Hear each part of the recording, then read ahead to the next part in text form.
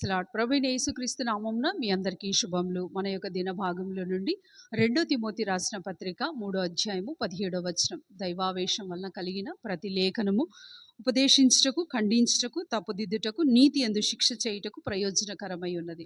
ఈ వాక్యాన్ని చదవడం యొక్క ప్రధాన లక్షణము దేవుణ్ణి తెలుసుకోవడం. దేవుణ్ణి తెలుసుకోవాలి అని అంటే ఈ వాక్యాన్ని తప్పనిసరిగా మనం చదవాలి. ఇటు వాక్యము రాయబడడానికి 1600 సంవత్సరాల కాల వ్యవధి పట్టింది.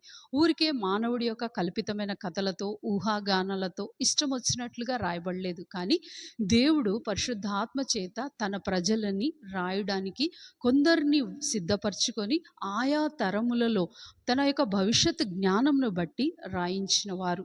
అయితే ఎట్టి పుస్తకం ఇటు వాక్యాన్ని, అందుకే ప్రేరేపింపబడిన వాక్యము, దైవావేశం వలన కలిగిన వాక్యము అని చెప్పబడుతుంది.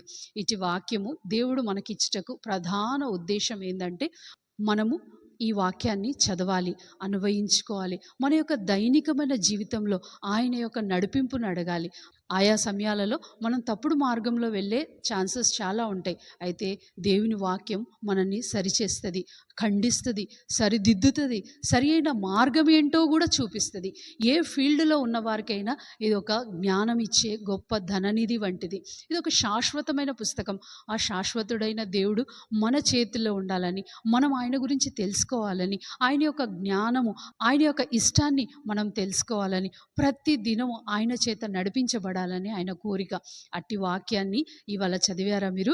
ఒకవేళ చదవలేకపోతే రండి, మనం కొంత సమయము దేవుని వాక్యంతో గడుపుదాం. వాక్యం దగ్గరికి వచ్చిన కొలది ప్రభు యొక్క గొప్పతనంని మనము ప్రతి దినము, ప్రతి క్షణము చూచిన వారమైతాం. రండి ప్రార్థన చేసుకుందాం. ప్రియమైన తండ్రి, యేసు ప్రభు ఘనమైన నామంలో మీరు మమ్మల్ని ప్రేమించి అనుగ్రహించిన ఈ గొప్ప వాక్యాన్ని బట్టి మీకు స్తోత్రాలు. దేవా, అటు వాక్యాన్ని చదువుటకు మాకు సహాయం దయచేయండి, అర్థం చేసుకునే జ్ఞానం దయచేయండి. దేవా, నేర్చుకున్నటకు మనసును అనుగ్రహించండి.